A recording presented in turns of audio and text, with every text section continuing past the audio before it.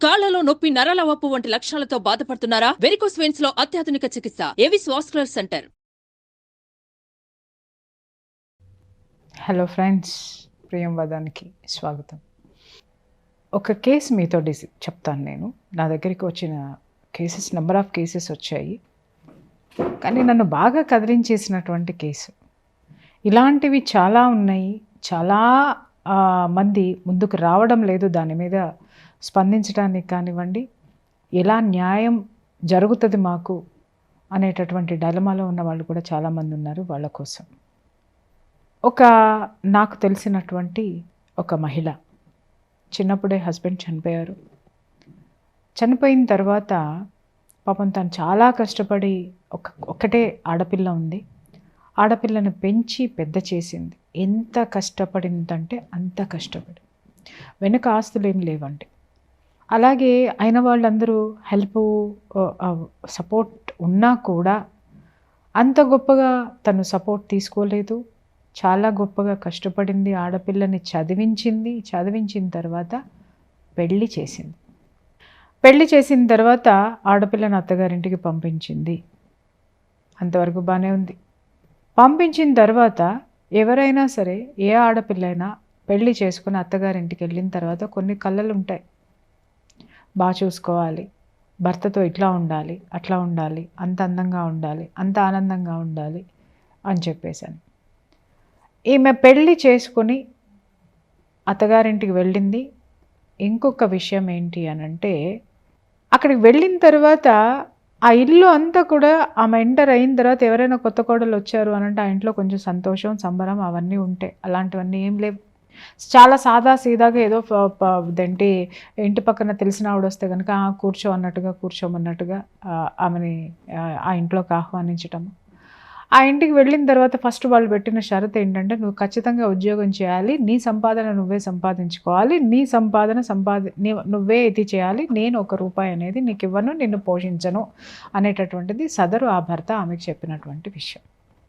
First shock. బాగుంది, she accepted. ఎందుకంటే పెళ్లి చేసుకుంది కదా, ఒక తాడైతే కట్టించుకుంది కదా, 4 అక్షింతలు వేయించుకుంది కదా. ఈ సమాజంలో తను ఒక ఇల్లాలుగా ఒక జీవితాన్ని ప్రారంభించింది కదా. సో కాబట్టి అత్తగారింటికి వెళ్ళిన తర్వాత ఆ తల్లి ఏం చెప్తుంది? అమ్మ, అక్కడ ఏం చెప్పినా కూడా ఏది లేకుండా విను. ఎందుకంటే తండ్రి లేడు, తల్లి చాలా కష్టాలు పడి పెంచింది. So she has started. ఎక్కడో ఒక జాబ్ ట్రై చేసింది, ఒక ఉద్యోగం తెచ్చుకుంది, ఉద్యోగం ఉంది. నెల రోజులు గడిచినాయి, 2 నెలలు గడిచినాయి, 6 నెలలు గడిచినాయి. 6 నెలలు గడిచిన తర్వాత అమ్మాయి రాను కొత్త పెళ్లి కూతురు ఎలా ఉంటుందండి? చాలా సంతోషంగా ఉంటుంది, ఉత్సాహంగా ఉంటుంది, కొత్తదనంగా ఉంటుంది. ఎలా లేదన్నా కూడా కొద్దో గొప్ప ఆ దాంపత్య జీవితాన్ని స్టార్ట్ చేసినటువంటి వాళ్ళలో ఒక విధమైన పాజిటివ్ యాటిట్యూడ్ అనేది ఉంటుంది. చాలా చలాకీగా ఉంటారు వాళ్ళు. అమ్మాయిలో రోజు రోజుకి నిస్తేజం అలా అలా అలా అలా అలా అలా అలా పెరుగుతూ ఒకరోజు తల్లి గుర్తించింది.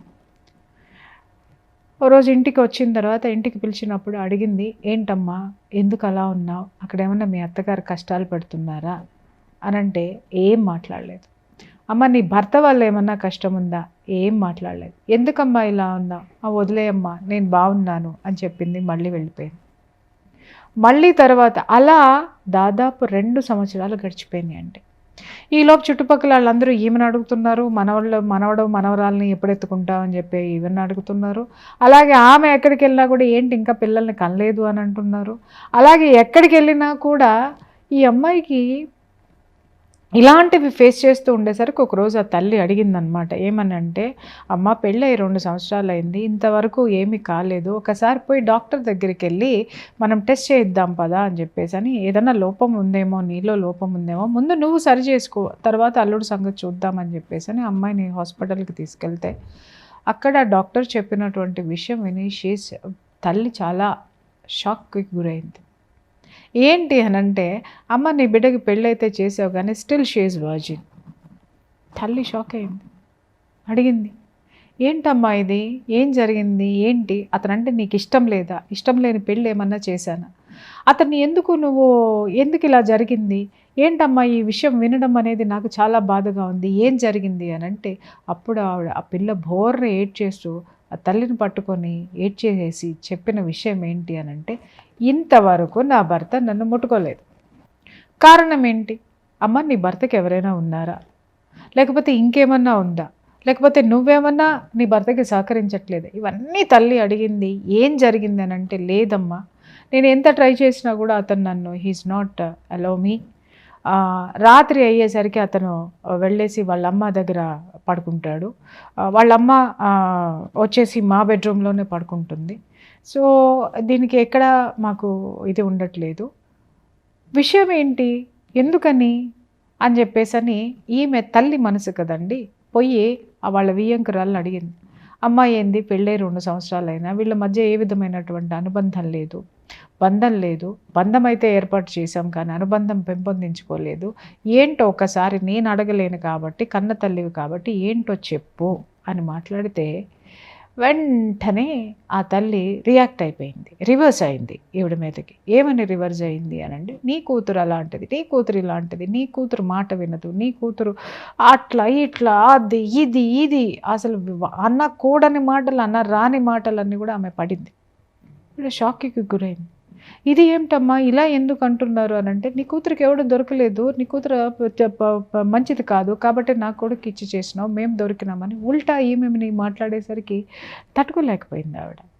తట్టుకోలేకపోయేసరికి ఇమ్మీడియట్గా అల్లుడు వచ్చిన తర్వాత అల్లుడు నిలదీసింది. అప్పుడు ఆమెకి గొంతులో నుంచి ఒక ధైర్యం అనేది, గుండెల్లో ఒక ధైర్యం అనేది వచ్చింది. వచ్చిన తర్వాత అల్లుడిని పట్టుకుని అడిగింది, ఏంటి నాయన నా కూతురు చెడ్డదని మీ అమ్మ మాట్లాడుతుంది, ఇది పద్ధతి కాదు, ఏదన్నా ఉంటే నాకు చెప్పండి, నేను మా అమ్మాయి తరపు నుంచి ఏదైనా మైనస్ ఉంటే నేను సరి చేసుకుంటాను అని అంటే, ఆ సదరు వాడు మాట్లాడిన మాట ఏంటి అని అంటే, అబ్బాబ్బాబ్బా అసలు మీ అమ్మాయికి నేనంటే ఇష్టం లేదండి, అసలు నేను ముట్టుకుంటే అసలు మీ అమ్మాయి ఎక్కడికో పోతుంది అది ఇది అని చెప్పేసి అని మాట్లాడి ఉల్టా అమ్మాయి గురించి చాలా, తల్లి ఏం మాట్లాడిందో దానికి ఒక 100 రెట్లు ఎక్కువ మాట్లాడేసినాడు.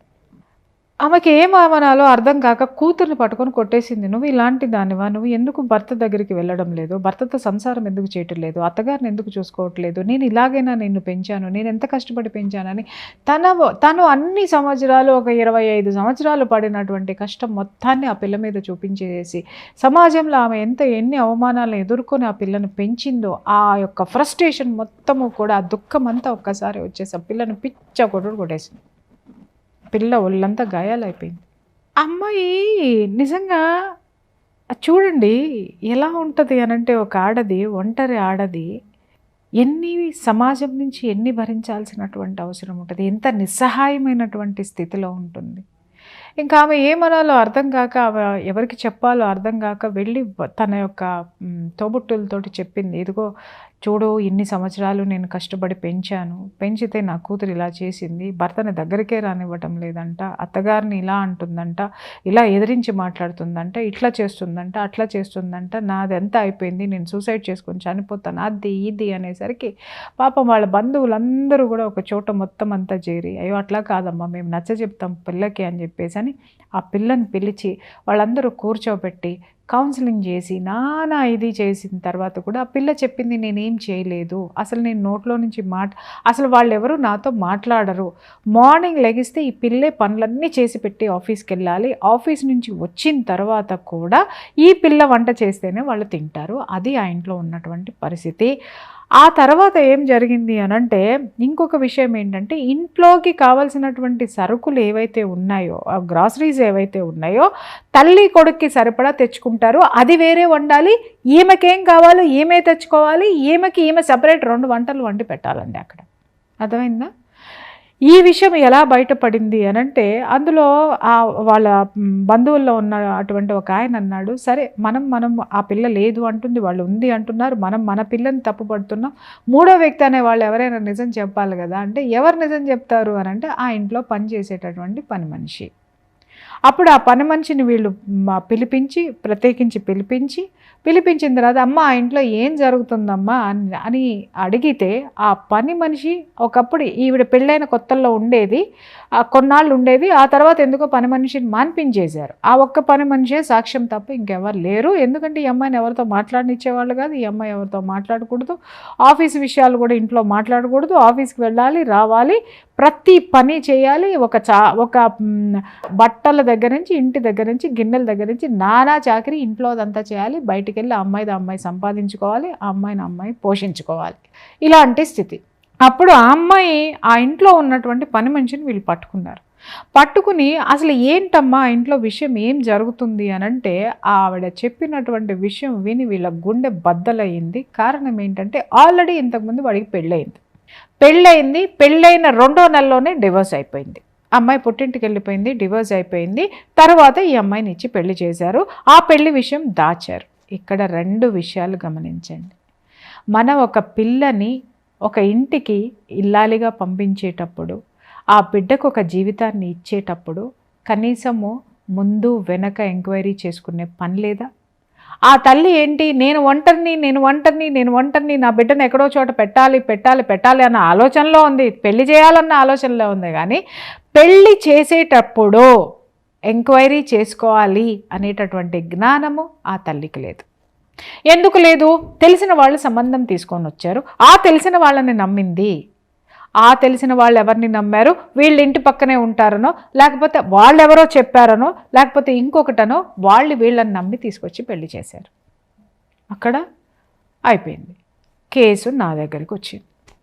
వీళ్ళు వెళ్ళి అడిగారు, ఇంతకుముందు పెళ్ళయింది, మీరు మాకు చెప్పలేదు, ఎందుకు చెప్పలేదు, మా పిల్లని ఉల్టా ఎందుకు అంటున్నారు, అసలు ఇదంతా ఏంటి సంగతి అని అంటే, వాళ్ళు ఏం పిక్కుంటారో పిక్కోండి, ఏం చేసుకుంటారో చేసుకోండి, విడాకులు ఇచ్చి పడేస్తాం మీ అమ్మాయికి అని చెప్పేసి ఆ అమ్మాయిని ఇంట్లో నుంచి బయటికి తోసేశారు. లిటరల్లీ తల్లి కూతుళ్ళని. కేసు నా దగ్గరికి వచ్చిన తర్వాత నేను ఒక్కటే మాట్లాడాను, ఏంటి అని అంటే, నాకు కేసు మొత్తం విన్న తర్వాత నాకు కరెక్ట్గా పాయింట్ అనేది నాకు అర్థమవుతుంది. ఎక్కడ వీళ్ళ గుట్టు బయటికి లాగాలి అనేది. ఇమ్మీడియట్గా ఆ ఫస్ట్ సంబంధం ఏదైతే ఉందో, ఆ మొదటి సంబంధము డివోర్స్ అయిపోయినటువంటి వాళ్ళ కుటుంబాన్ని మాత్రం మీరు వెతికి అడ్రస్తో సహా పట్టుకొని వెళ్ళి వాళ్ళ దగ్గర నుంచి నాకు ఇదిగో ఈ డీటెయిల్స్ కావాలి, పట్టుకురండి అని చెప్పి నేను పంపించాను. అంటే వాళ్ళు ఆ ఇన్వెస్టిగేషన్ చేయటానికి సంబంధించినటువంటి లీగల్ సపోర్ట్ కూడా నేను వాళ్ళకి సపోర్ట్ చేయటం జరిగింది. వాళ్ళు అలా వెళ్ళారు, ఆ యొక్క సంబంధాన్ని వాళ్ళని పట్టుకున్న తర్వాత వాళ్ళు అడిగిన తర్వాత వీళ్ళ గుండె బద్దలయ్యింది. ఏంటి అని అంటే, వాళ్ళు ఎందుకు 2వ నెలలోనే డివోర్స్ తీసుకొని వచ్చారు అని అంటే, సదరు ఈ యొక్క పురుష పుంగవుడికి విషయం లేదు, ఇంపార్టెంట్, సంసారానికి పనికిరాడు. అది వాళ్ళ పెద్దవాళ్ళు నెక్స్ట్ మంత్ వెరీ సూన్, చాలా చిన్న షార్ట్ పీరియడ్లో వాళ్ళకి అర్థమైపోయింది. వాళ్ళ విషయం తెలుసుకున్నారు, డివోర్స్ తీసుకున్నారు, వెళ్ళిపోయారు. కాకపోతే ఏంటంటే వాళ్ళు కేసులు పెట్టడం కానీ, చీటింగ్ కేసులు కానీ ఇవన్నీ ఏం చేయలేదు. దరిద్రతోటి మాకెందుకు అనుకున్నారు, డివోర్స్ తీసుకున్నారు, వెళ్ళిపోయారు. ఆ పిల్లకి వేరే పెళ్లి చేసేసుకున్నారు. She is very happy. ఇప్పుడు సాక్ష్యానికి ఆ పిల్లని తీసుకురావడానికి అంగీకరించారు ఎవరు. విషయం అనేది తెలిసింది ఏంటంటే, వాడు వెధవ, ఎందుకు పనికిరాడు. ఇక్కడ ఒక్క విషయం చెప్పండి, కన్న తల్లికి తెలుసు ఈ విషయం. వాడిని కన్న తల్లికి ఈ విషయం తెలుసు. అది రోజు వచ్చి వీళ్ళిద్దరు పక్కన మధ్యలో పడుకుంటుంది. అంటే ఏంటి, ఆమె భర్తని అడగకూడదు, ఈడు ఇబ్బంది పడకూడదు అని కాపలా పడుకుంది. ఏమందామండి, వీళ్ళని మనుషులు అందామా? నీ బిడ్డ సరే, నీ బిడ్డలో ఒక లోపం ఉంది, ఆ లోపము ఉన్నప్పుడు లోపాన్ని సరిచేసే సిచ్యుయేషన్స్ ఉంటే సరిచేయి. ఇంకొక అమ్మ కన్నా ఆడపిల్లని, 2 ఆడపిల్లల జీవితాలని నాశనం చేసింది కదా ఈ అమ్మ. చాలామంది నన్ను అంటూ ఉంటారు, ఈమె ఆడవాళ్ళకి వ్యతిరేకి, ఆడవాళ్ళని తిరిగి తిడతా ఉంటుంది, ఉల్టా తిడతా ఉంటుంది, ఇలా చేస్తుంది అలా చేస్తుంది. నేను ఆడజాతి పక్షపాతిని, మీకు తెలుసా? ఎందుకంటే కరెక్ట్ చేయాలి, కరెక్ట్గా ఉండాలి అనుకునేటటువంటి మెంటాలిటీ నాది. ఇవాళ మరి ఇలా మాట్లాడేవాళ్ళు ఇక్కడ చేసుకున్న 2 ఆడపిల్లల ఆడవాళ్ళు కాదా? అక్కడ భర్త పోయి 25 26 27 నానా కష్టాలు పడి రూపాయి కూడబెట్టి కూలి పని చేసుకునో ఇంకొకటి చేసుకోనో కట్నం కూడబెట్టి కట్నం ఇచ్చి మరీ పెళ్లి చేసి వెధవని పెళ్లి చేసుకుని రోడ్డు మీద పడిపోయినటువంటి ఆడది కాదా? చెప్పండి, ఈ ఆడాళ్ళని ఏ చెప్పుతో కొట్టాలి? ఇలాంటి ఆడవాళ్ళ గురించి నేను మాట్లాడతాను తప్ప సంసారుల జోలికి, అన్యాయం అయిపోయే వాళ్ళ జోలికి నేను వెళ్ళనమ్మా. ఎందుకంటే నేను ఆడదాన్ని కాబట్టి. రైట్? ఏం చేయాలి ఆవిడ? ఏం చెయ్యాలి? విషయం విన్న తర్వాత గుండె బద్దలైపోయి ఆ తల్లి ఏడ్చిన ఏడుపండి ఇప్పటికీ ఏడుస్తూనే ఉంది స్టిల్.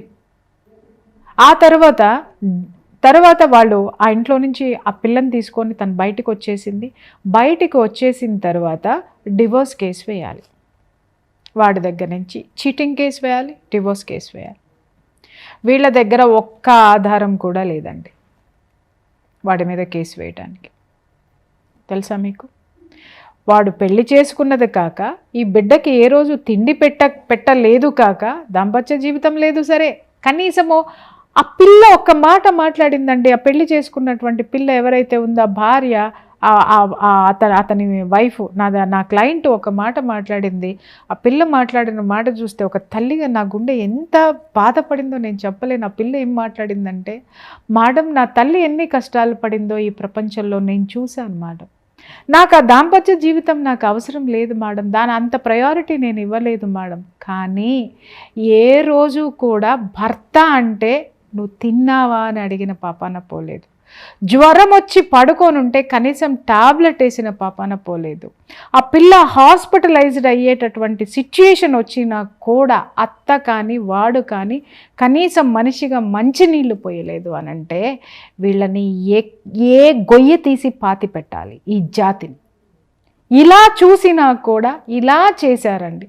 దాంపత్య జీవితం నాకు అక్కర్లేదు మేడం, నన్ను మనిషిగా చూస్తే చాలు, నా ఉద్యోగం నేనే చేసుకుంటా, నా పొట్ట నేనే పోషించుకుంటా, నేను బ్రతుకున్నంత వరకు కష్టపడతా, సమాజానికి భర్త ఉంటే చాలు. ఎలాంటి భరోసా ఈ సమాజంలో ఇలాంటి ఆడపిల్లలకి మనం ఇవ్వగలం చెప్పండి? ఎంతమంది ఆడపిల్లలు ఇలా నలిగిపోతున్నారు చెప్పండి? ముఖ్యంగా చెప్తున్నాను, పేరెంట్స్, మీ పిల్లలు సంసారానికి పనికిరానటువంటి వెధవలని నేను అనను, వాళ్ళ శారీరక లోపమే అయి ఉండొచ్చు. కానీ ఆ శారీరక లోపాన్ని ఒప్పించో, మీరు ప్రేమగా చూసుకుంటూనో, లేకపోతే ఒక మనిషికి జీవితం ఇవ్వాలనుకుని మీరు అండర్స్టాండింగ్తో చేసుకోవటం అనేది యాక్సెప్టబుల్. కానీ ఇలా మోసం చేసి తిరిగి ఆడపిల్ల మీదే తిరిగి ఎన్ని విధాలైనటువంటి ఆ నిందలు ఆ పిల్ల మీద వేసేసి ఆ పిల్లని బజారు పిల్లని చేసేసి రోడ్డు మీదకి ఇచ్చి వీడు మగాడని ప్రూవ్ చేసుకోవడానికి ఆ అమ్మ, ఆ ఆడబడుచు, ఆయన కుటుంబం ఒక ఆడపిల్లని రోడ్డు మీద వేసేసినటువంటి ఈ ఆటవిక కుటుంబాన్ని ఏమందాం చెప్పండి? ఇలాంటి కేసెస్ చూసినప్పుడల్లా నాకు నిజంగా అనిపిస్తుందండి, వాళ్ళు ఎక్కడికి వెళ్ళాలో తెలియదు, ఎక్కడ పోరాడాలో తెలియదు, ఏం చెయ్యాలో తెలియదు. ఆ సిచ్యుయేషన్లో వన్ ఆఫ్ మై ఫ్రెండ్ నా దగ్గరికి తీసుకొచ్చినప్పుడు ఈ కేసు చూసిన తర్వాత అప్పుడు నేను ఇది ఇన్వెస్టిగేట్ చేస్తే ఇది అర్థమైంది వాడు ఎందుకు పనికిరాడని. ఇమ్మీడియట్గా ఆ పిల్లకి ధైర్యం చెప్పి నేను లీగల్ సపోర్ట్ ఇచ్చి ఆ పిల్లకి డివోర్స్ కేసి వాడి దగ్గర నుంచి కాంపన్సేషన్ ఇప్పించడం అనేది జరిగింది. దయచేసి నేను మీ అందరికీ చెప్తున్నాను, మగవాళ్ళ సపోర్ట్ లేదని తల్లులు, లేకపోతే కుటుంబం సరిలేదని ఆడపిల్లలు ఇలాంటి సిచ్యుయేషన్స్ వచ్చినప్పుడు ధైర్యంగా మీకంటూ ఒక లీగల్ సపోర్ట్ ఉంటుందనేది మీరు అర్థం చేసుకొని లీగల్ అవేర్నెస్ తోటి ఉండండి అమ్మ. లా గురించి తెలుసుకోండి.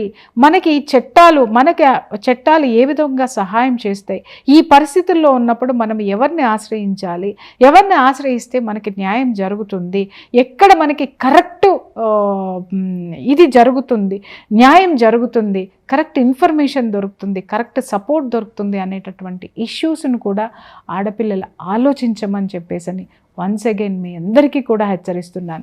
పెళ్లి సంబంధం ఆడపిల్ల ఉంది కదా వదిలించేసుకుందాం, ఇలాంటివి ఎన్నో ఉన్నాయండి. ఒకటైతే ఒక కేసు అయితే సొంత మామ, భర్తకి లేదు, సొంత మామ నీతో సంసారం చేస్తాను రమ్మని చెప్పేసని అతి నీచాతి నీచంగా ఆ పిల్లను అవమానించాడు. అవమానిస్తే సదరు ఆ మాంగారి భార్య అంటే ఈ పిల్లకి అత్తగారు ఈ పిల్ల చెడ్డది అని చెప్పి ప్రపంచం మొత్తం ప్రూవ్ చేసేసి ఆ వెధవని లోపల పెట్టేసుకొని ఈ పిల్ల సూసైడ్ చేసుకునేటటువంటి సిచ్యుయేషన్కి వస్తే నా దగ్గరికి వచ్చారన్నమాట కేసు. రోడ్డు మీదకి లాగి చట్టానికి అప్పచెప్పి వాళ్ళని ఆ పిల్లకి ఏం న్యాయం జరగాలో కోర్టు నుంచి ఆ న్యాయం జరిగేటట్టు చేయటం అనేది జరిగింది. చెప్పండి, ఎలాంటి సమాజంలో మనం బ్రతుకుతున్నాం? కనీసం పక్క వాళ్ళు కూడా హెల్ప్ చేసేటటువంటి సిచ్యుయేషన్ లేనప్పుడు, ఇంకా చెప్పాలంటే ఈ కేసులో పర్టికులర్గా నేను ఈ మామగారి కేసులో చెప్పినప్పుడైతే లాయర్లు అయితే మాత్రమో ఆమె కన్సల్ట్ అయినటువంటి లాయర్స్ అండి ఎన్ని సంవత్సరాలు, కనీసం ఒక 2 సంవత్సరాలు వాళ్ళు భయంకరమైనటువంటి సిచ్యుయేషన్. ఆ లాయర్ కోర్టులో కేసు వేయడు, కోర్టుకి తీసుకొని వెళ్ళడు, ఏం జరుగుతుందో చెప్పడు, ఏ కేసు వేస్తున్నాడో చెప్పడు, కేసు ఏంటో విషయం చెప్పడు, ఏమీ తెలియదు. వాళ్ళు మాత్రం వీళ్ళని పోలీస్ స్టేషన్ చుట్టూ తిరుగుతున్నారు. వెధవ వాడు, తప్పు చేసింది వాళ్ళు, వీళ్ళ మీద ఉల్టా ఈ అమ్మాయి మీద దొంగతనం కేసులు కట్టి ఈ అమ్మాయి మీద ఇంకేవో కట్టేసి ఈ అమ్మాయిని ఈ పేరెంట్స్ని పోలీస్ స్టేషన్ల చుట్టూ తిప్పుతున్నారు. ఆ తిప్పడానికి ఈ లాయర్ని పిలిచి అడిగితే మొత్తం పేపర్స్ తీసుకురండి అమ్మ, మీరు అసలు ఎక్కడున్నారు, ఏం చేస్తున్నారు, ఏ లాయర్ని కాంటాక్ట్ అయ్యారని చెప్పి తీసుకొని చూస్తే ఆ లాయర్కి నిల్ నాలెడ్జ్. వాడు ఎప్పుడు కోర్టుకు పోడు, కేవలం బోర్డు ఒకటి పెట్టుకొని కూర్చొని ఇలా మోసం చేసేటటువంటి వాళ్ళు ఎంతమంది ఉన్నారో తెలుసా? సరైనటువంటి న్యాయపరమైనటువంటి సపోర్టు లేక కూడా ఆడపిల్లలు రోడ్డు మీద పడుతున్నారు. కాబట్టి ఆడపిల్లలకి చెప్తున్నాను, మీరు ఎలాంటి సిచ్యుయేషన్లో ఉన్నారో, ఎక్కడికి వెళ్తున్నారో ఒక్కసారి అవగాహనతోటి చూసుకొని 1కి 4 సార్లు ఆలోచించి కరెక్ట్ మనుషుల దగ్గర నుంచి సమాచారం తీసుకొని సలహా తీసుకొని ముందుకు అడుగు వేయండి. ఖచ్చితంగా చట్టం కానీ న్యాయస్థానం కానీ మీకు న్యాయం చేయడానికి ఎప్పుడు సిద్ధంగా ఉన్నాయి. ఎప్పుడూ కూడా ఒంటరితనమనో సమాజం మనకేమీ చెయ్యదనో వెనకడుగేయకండి. నేను ఒక్కటే చెప్తున్నాను, ముందడుగు వేయండి, పోరాడండి. పోరాడి ఓడిపోయినా సరే పర్వాలేదు, కానీ ఓడిపోతామని వెనకేయకండి. ముందుకు అడుగు వేయండి. గెలిచిన వాళ్ళే ఉన్నారు తప్ప ఓడిన వాళ్ళు ఎవరు లేరండి. అందరికీ నేను చెప్తున్నాను, పెళ్ళి చేయటం ఒక్కటే ధ్యేయం కాదు. చేసేటటువంటి పెళ్ళి చేసుకునేటటువంటి వాడు సమర్థుడా కాదా, మోసకారా లేకపోతే వాడిలో హ్యుమానిటీ ఉందా లేదా, దయచేసి ఇవన్నీ కూడా ఆ చుట్టూ ఉన్నటువంటి పరిస్థితులను 1కి 4 సార్లు మీరు ఎంక్వైరీ చేసుకున్న తర్వాత పిల్లని వాళ్ళకి ఇవ్వడం అనేది చేయండి. ఇకపోతే ఇలాంటి కేసెస్ వచ్చినప్పుడు ఏ విషయంలోనూ మీరు వెనకడుగు వేయకుండా కరెక్ట్గా లీగల్గా అప్రోచ్ అవ్వండి. ఖచ్చితంగా మీకు న్యాయం అనేది జరుగుతుంది. Thank you so much.